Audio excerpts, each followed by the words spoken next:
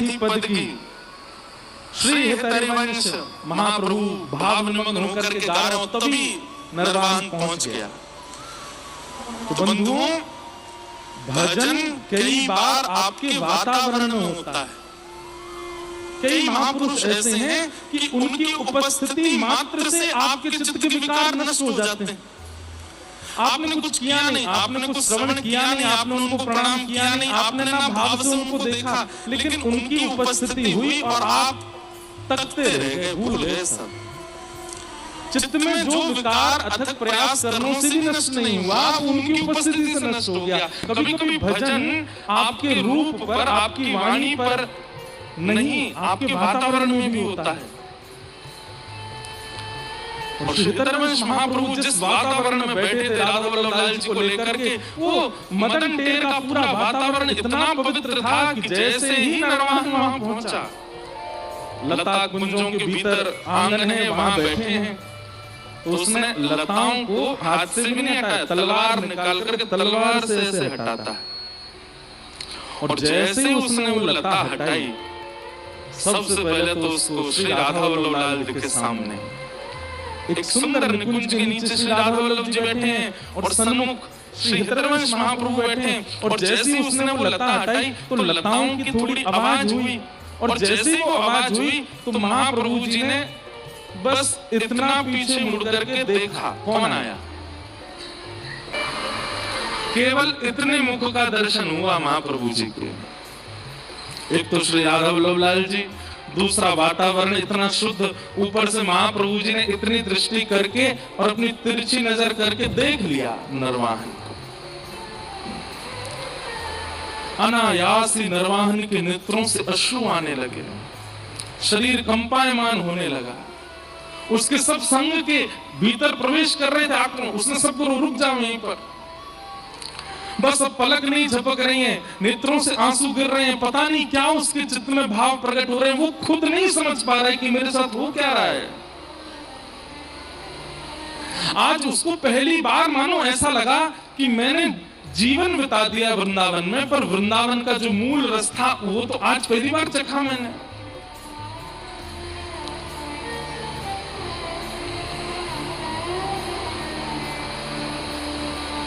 कहते हैं थोड़ी देर महाप्रभु जी को देखने के बाद, राधा वल्लभ जी को देखने के बाद नरवाहन वहां से भागा और तलवार कहीं गिरी है, उसके पास जो भी सामग्रियां डराने धमकाने सब कहीं कहीं गिरी हैं, और दौड़ करके गया है सीधे अपने भय गांव में किसी कुंज में जाकर के बैठ गया, और बस श्वास नहीं आ रही है, सब जगह वही दिखाई दे रहे हैं, श्री राधा वल्लभ, प्राण राधा वल्लभ, जीवन राधा वल्लभ, प्राण हरिवंश, जीवन हरिवंश, यही चल रहा है बस। सोचिए, कभी नाम जप नहीं किया बैठ करके आसन पर नरवाहन ने, कभी यमुना जल जी को उस प्रकार से शुद्ध भाव से आचमन नहीं किया नरवाहन ने, कभी संत जनों का भंडारा किया हो, आचार्य चरणों में प्रणाम किया हो, तीर्थ यात्राएं की हो, वृंदावन की परिक्रमा कभी नहीं। श्रीधाम वृंदावन में जिसके लिए शास्त्र कहते हैं कि अन्य क्षेत्रे कृतम पापम पुण्य क्षेत्रे विनश्यति, पुण्य क्षेत्रे कृतम पापम वज्रलेपो भविष्यति।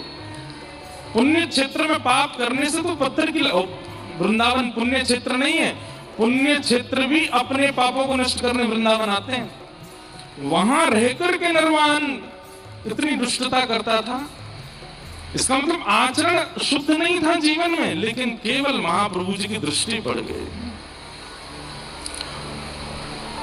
बदल गया जीवन। सब उसके संगी साथी, विशाल रूप था सबका, हाथ में तलवार, किसी के घुंघराले केस, बड़ी बड़ी डारियां, राक्षस जैसे दिखते सब जाकर के बोले सरकार साहब क्या हुआ, तो बस प्राण प्राण राधा वल्लभ, जीवन हरिवंश, प्राण राधा वल्लभ, जीवन हरिवंश, प्राण राधा वल्लभ, जीवन। और कहते कहते रोने लगता है, और श्रीधाम वृंदावन में लेट करके नतमस्तक होकर के सिर रगड़ करके क्षमा मांगता है कि वृंदावन मुझे क्षमा कर देना, मैंने जीवन पर्यंत इतना दुराग्रह किया यहां रह करके।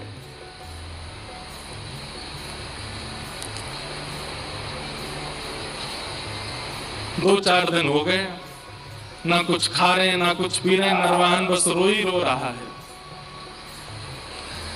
संगी साथियों ने कहा भैया ये तो बहुत बुरी हालत, देखा तो हमने भी था उनको, हमको तो कुछ नहीं हुआ, ये तो रो रो के बेहाल हो गए। बात यह है कि तुम उनको देख रहे हो या वो तुमको देख रहे हैं, विशेष बात है।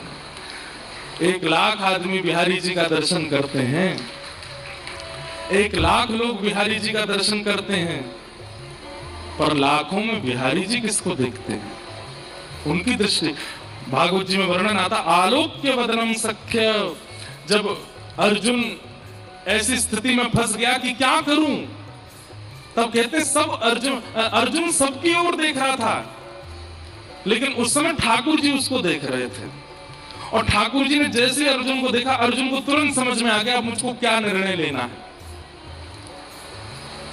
ये रसिकाचार्य, ये आचार्य चरण, ये कथाएं हमें अधिकार प्रदान करती हैं कि हम ठाकुर जी की दृष्टि के लायक बने।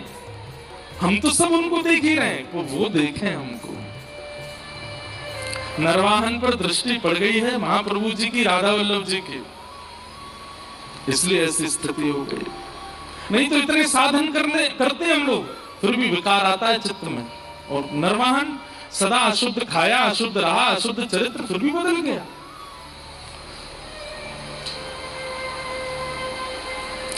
फिर एक बार एक जैन व्यापारी जा रहा था नाव में बैठ करके, उसको नरवाहन के लोगों ने लूट लिया, लूट करके जेल में डाल दिया। तब नरवाहन के यहाँ एक माता जी आती थी, उन्होंने उस जैन को रात्रि में कारागृह में देखा, तो वो जैन बोला कि मुझे यहाँ से कैसे भी निकालो, छोटे छोटे बच्चे हैं, बालक हैं।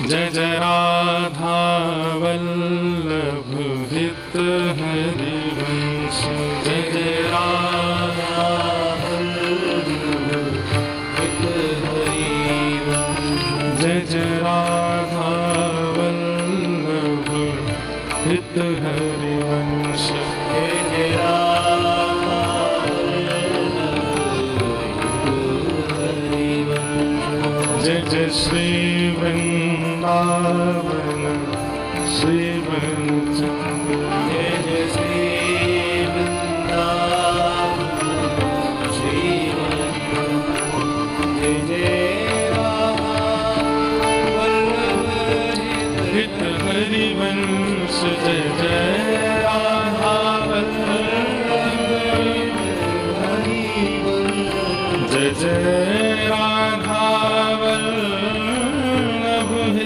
हरिवंश, जय जय राधा वल्लभ हित,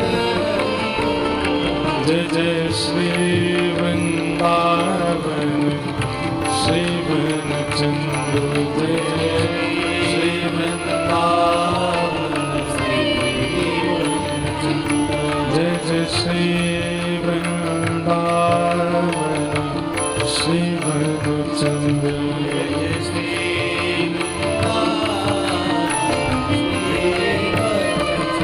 प्यारो राधा वल्लभ प्यारो हरिवंश, राधा वल्लभ प्यारो हरिवंश, प्यारो श्री वृंदावन श्री वनचंद्र, प्यारो श्री वृंदावन श्री वनचंद्र, जय जय राधा हित हरिवंश, जय जय राधा वल्लभ हित हरिवंश, जय जय राधा वल्लभ हित हरिवंश, जय जय राधा वल्लभ हित हरिवंश। श्री राधा वल्लभ लाल की। सब लोग इधर देखो, ध्यान पूर्वक सुनो। तो नरवाहन की स्थिति तो ऐसी हो गई, लेकिन नरवाहन के जो संगी साथी थे उन्होंने कि भाई हमें तो पेट चलाना है अपना, क्रूर बना ही दिया था नरवाहन ने। और एक दिन यमुना जी से एक जैन व्यापारी खूब सारा धन लेकर के आगरा से दिल्ली जा रहा था और रात्रि में इन लोगों ने उसको पकड़ लिया। पर उसने अपने बचाव के लिए इनके कुछ सैनिकों को मारा, तो ये क्रोध में भर करके इन्होंने उसको भय गांव के कारागृह में बंद कर दिया।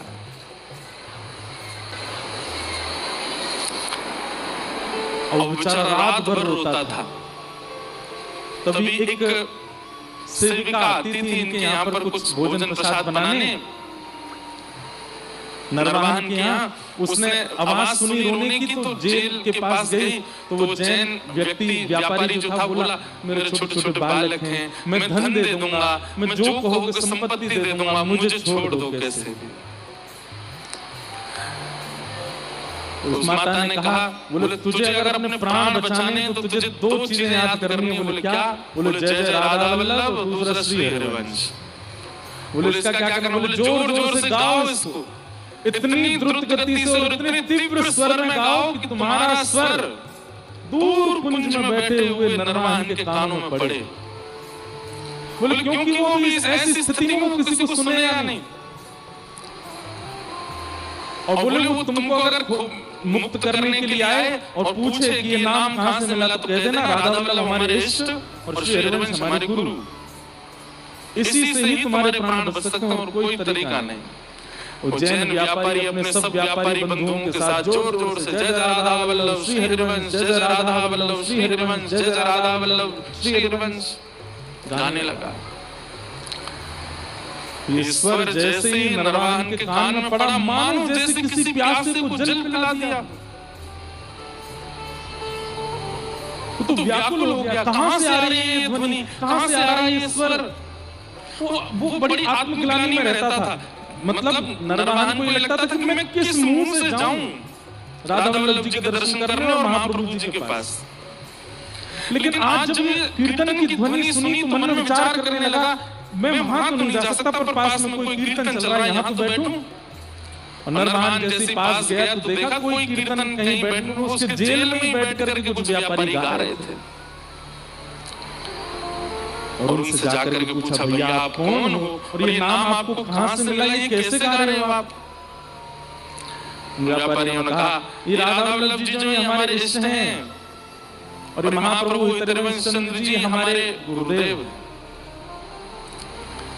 नरवाहन तो भावुक हो गया, तुरंत दरवाजा खोल दिया, उनको निकाला, चरणों में गिर गया। बोले कि आप बस महाप्रभु जी से, राधा वल्लभ जी से प्रार्थना कर दो, मुझ पर कृपा करें, मुझे प्रेम लक्षणा भक्ति प्रदान करें। मैं बहुत क्रूर हूं, मैंने बहुत पाप किए, मैं योग्य नहीं इस धरती पर रहने के। और जैन व्यापारी जो था मुक्त होने के बाद सोचने लगा, भाई ये है कौन राधा वल्लभ जी और हरिवंश जी, जिनकी वजह से हमारी प्राण रक्षा भाई देखें तो सही है कौन। दर्शन करने के लिए गए राधा वल्लभ जी के, महाप्रभु जी को प्रणाम किया। बोले आप श्री हरिवंश जी हैं। सेवकों ने कहा ये बैठ जाओ। उस जैन ने कहा, बोले देखिए हम तो आपको नहीं जानते थे, राधा वल्लभ पर पूरी घटना बताई। बोले ऐसे ऐसे हमने तो प्राण रक्षा करी आपका और ठाकुर जी का नाम लेके। बोले किसने मुक्त किया तुमको? बोले कोई नरवाहन नाम का एक व्यक्ति है, उसके कारण दिल्ली आगरा तक लोग डरते हैं, लेकिन वो आपका नाम सुनकर के तो रोता हुआ है और उसने चरण पकड़ के हमको मुक्त कर दिया। महाप्रभु जी समझ गए अब नरवाहन योग्य हो गया, अब उस पर कृपा करनी पड़ेगी। और महाप्रभु जी ने संदेश भिजवाया नरवाहन को कि श्री राधा वल्लभ जी का सुंदर मनोरथ हो रहा है, नरवाहन दर्शन करने के लिए आओ। वो तो पत्र पढ़ के रोने लगे, महाप्रभु जी मुझे बुला रहे हैं। मदन टेर ऊंची थोर पहुंचते ही भाव विह्वल होकर के द्वार पर ही गिर गया और दंडवत करते हुए जा रहा, रोते हुए।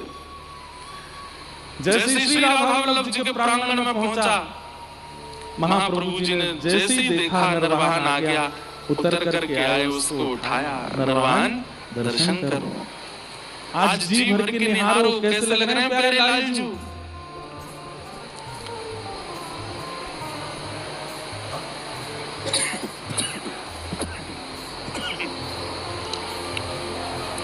ऐसे भाव। बंधुओं देखिए, नाम जप का भी नाटक हो सकता है, तिलक का भी नाटक हो सकता है, नृत्य का भी नाटक हो सकता है, परिक्रमा का भी नाटक हो सकता है, कथा सुनाने का भी नाटक हो सकता है, सुनने का भी नाटक हो सकता है, लेकिन एकमात्र प्रेम विरह ऐसा है जिसका नाटक नहीं किया जा सकता।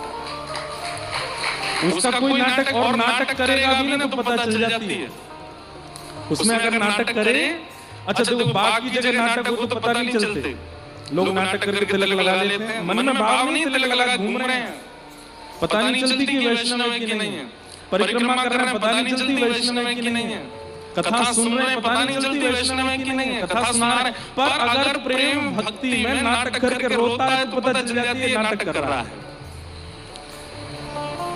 भैया महाराष्ट्र में ठाकुर जी को प्रकट ही रुदन ने किया है, रुदुः स्वर महाराजन कृष्ण दर्शन लालसा।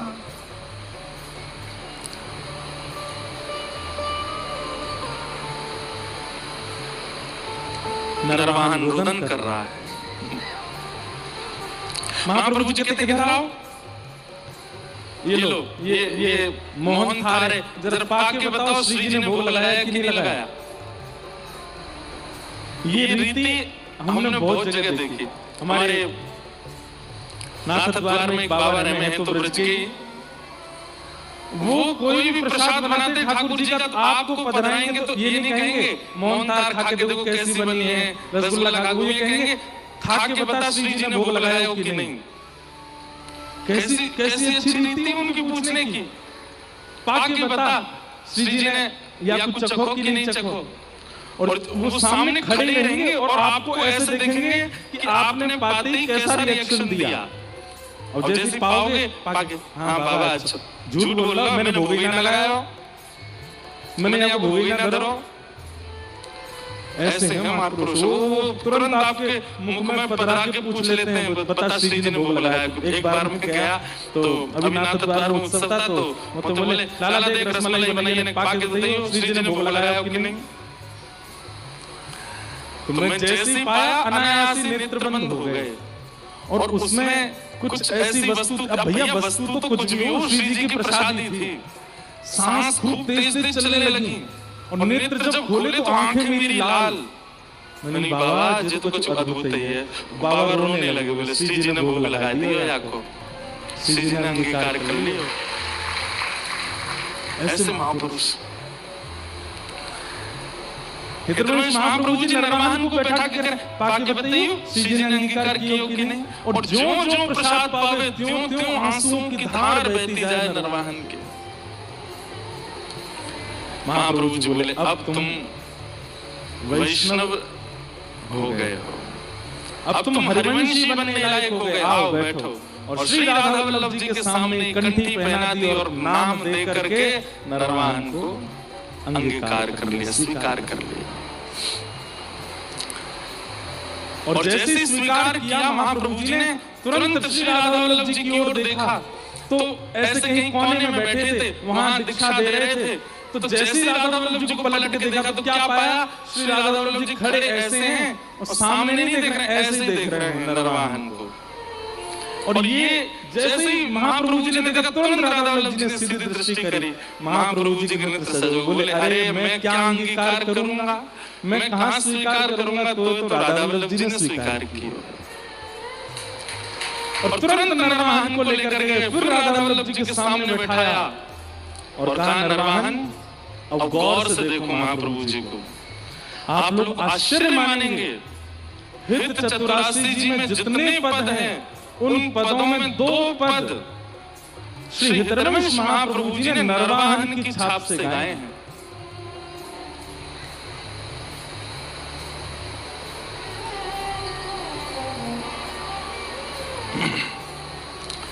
नरवाहन क्या देख रहा है पता है? सुनो। चला ही राधिके सुजान, चला ही राधिके सुजान, चला ही राधिके सुजान, चला ही राधिके, चला ही राधिके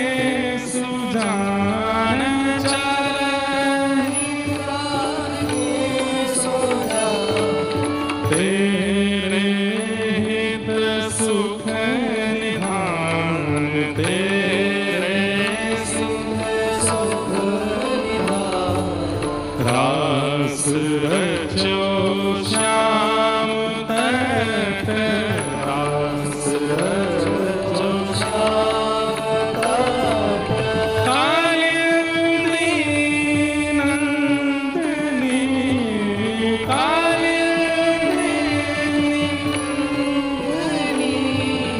चलहि राधिके सुजान, चलहि राधिके सुजान, चलहि राधिके सुजान, चलहि राधिके। भैया ये आश्चर्य की बात है।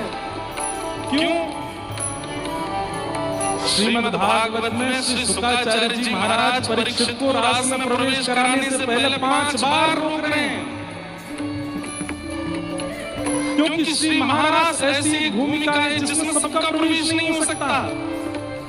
स्वयं महादेव भी आते हैं तो गोपी बनकर के आते हैं, लेकिन यहाँ पर अत्यंत क्रूर और अत्यंत दुष्ट नरवाहन को 3 दिन के भीतर श्री हरिवंश महाप्रभु ने महाराज का दर्शन करा दिया मन टेर में। और नरवाहन गा रहा है, चलहि राधिके सुजान, चलहि राधिके सुजान, तेरे हित सुख निधान, तेरे हित सुख निधान, रास रचो श्याम तट, रास रचो श्याम तट, कालिंदी नंदिनी, कालिंदी नंदिनी, हे चलहि राधिके सुजान, चलहि राधिके सुजान, निरतत जुगति समूह, निरतत जुग समूह, राग रंग अति कुतूहल, राग रंग अति कुतूहल, बाजत रस मूल मुरली, बाजत रस मूल मुरली, बाजत रस मूल मुरली, बाजत रस मूल मुरली, हे आनंद नंदिनी,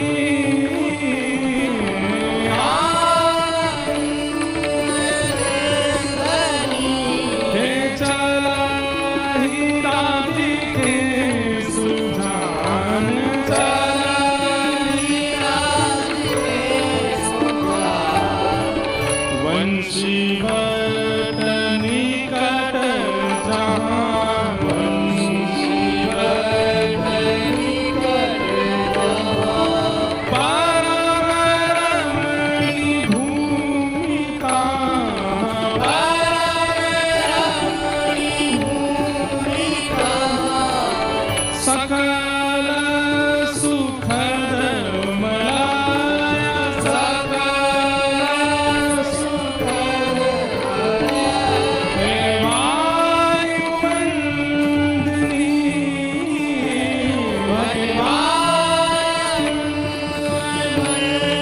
वायुमंदिनी, हे चलहि राधिके सुजान, चलहि राधिके सुजान, चलहि राधिके सुजान, चलहि राधिके सुजान, नरवाहन प्रभु निहारे, नरवाहन प्रभु निहारे। मुझे तो बार बार सोच कर ये आश्चर्य लगता है कि वो वही नरवाहन है जो जहाजों को लूट लेता है। ये वही नरवाहन है जिसकी वजह से गांव का नाम भय गांव पड़ गया। ये वही नरवाहन है जिसकी वजह से लोग बाग संध्या होने से पहले वृंदावन छोड़ के चले जाते हैं, वृंदावन छोड़ के चले जाते हैं। और श्री रघुवंश महाप्रभु की कृपा दृष्टि हो गई, केवल एक दिन के अंदर दीक्षा देते ही उसको रास का दर्शन हो गया। नरवाहन प्रभु ने आए,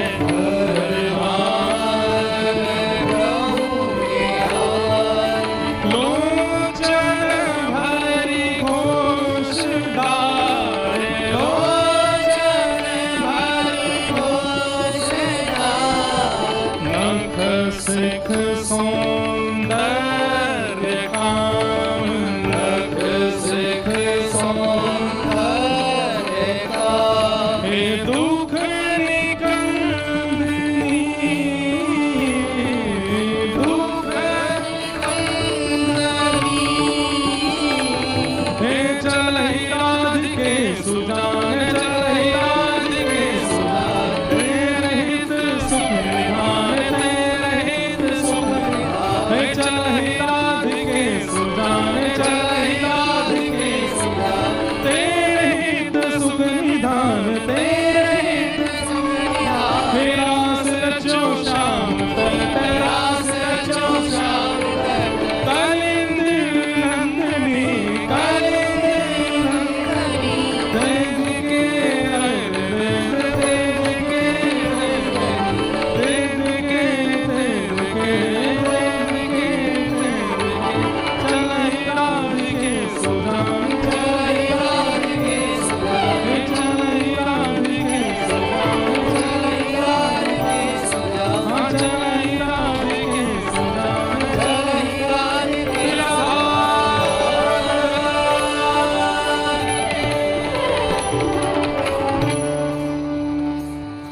नरवाहन राधा वल्लभ जी के सामने खड़े होकर के नृत्य कर रहा है और उसे श्री राधा वल्लभ जी और रघुवंश महाप्रभु और कुंज नहीं दिख रहे, अब तो रास भूमि दिख रहे हैं। ऐसा वृंदावन उसने अपने पूरे जीवन में नहीं देखा जैसा उसको दिख रहा है। महाप्रभु जी की कृपा दृष्टि से नरवाहन बिना साधन के भगवत सन्मुख हो गया। बोलो श्री राधा वल्लभ लाल। तो हम आप तो फिर भी बहुत साधन करते हैं, लेकिन भैया एक बात हमारी बहुत ध्यान से सुनो, हरिजन सन्मुख होना बहुत आवश्यक है। हरिजन सन्मुख आना बहुत ध्यान, इधर देखो सब लोग ध्यान से सुनो, हरिजन सन्मुख होना बहुत आवश्यक है। हरिजन सन्मुख मतलब महापुरुषों की दृष्टि के सामने आ जाओ। ठाकुर की दृष्टि में भले ही भीड़ भाड़ में कोनी वोनी पड़ गई, नहीं हो गए दर्शन, कोई बात नहीं। बिहारी जी के दर्शन नहीं हुए, राधा वल्लभ जी के दर्शन नहीं हुए, राधा रमण जी के दर्शन नहीं हुए, किसी महापुरुष के दर्शन कर लो। हरि रीझे तो वैकुंठ दिलावे, पर हरिजन रीझे तो हरि ही दिलावे। हरि रीझेंगे तो ज्यादा से ज्यादा वैकुंठ दे देंगे, लेकिन हरिजन रीझ जाएंगे तो हरि को ही दे देंगे। जैसे दिया है किसको? नरवाहन को। बार बार ये बात मैं कहता रहूंगा और आपको ये बात याद रखनी पड़ेगी कि नरवाहन ने कोई साधन नहीं किया, केवल महाप्रभु जी की दृष्टि पड़ गई उस पर। और 3 दिन के अंदर उसको रास का दर्शन हो गया। नरवाहन सबसे बड़ा साधक हुआ वृंदावन में उस समय का। ऐसे महाप्रभु जी ने उस पर कृपा की।